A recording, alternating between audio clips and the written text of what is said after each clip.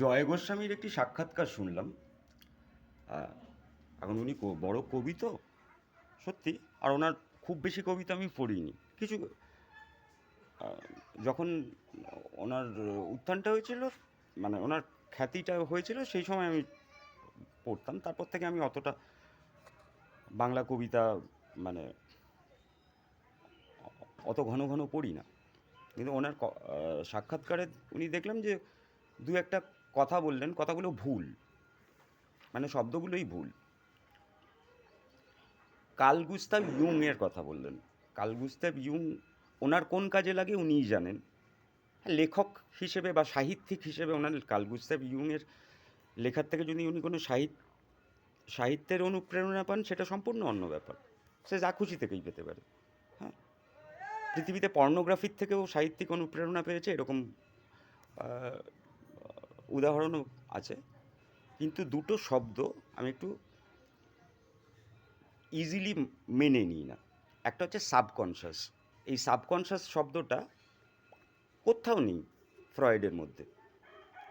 সারা ফ্রয়েডে কোথাও সাবকনশাস শব্দটা নেই। সাবকনশাস শব্দটা কে আবিষ্কার করেছিল, সেটা একটা খুব ইন্টারেস্টিং মানে গবেষণার বিষয়। এগুলো সব ফ্রয়েডকে ডাইলিউট করে ফ্রয়েডকে ডাইলিউট করার জন্য এগুলো তৈরি হয়েছে, এবং ডাইলিউটেড জিনিসের কোনো মূল্য নেই। হোমিওপ্যাথিক ওষুধের যেমনি শুধু প্ল্যাসবো এফেক্ট আছে, সেমনি ফ্রয়েডে আনকনশাস আর প্রিকনশাস এই দুটো শব্দ আছে। সাবকনশাস বলে ফ্রয়েডে কোনো শব্দ নেই। আরেকটা শব্দ হচ্ছে কালেকটিভ আনকনশাস। কোনো কালেকটিভ আনকনশাস বলে কোনো জিনিসই হয় না।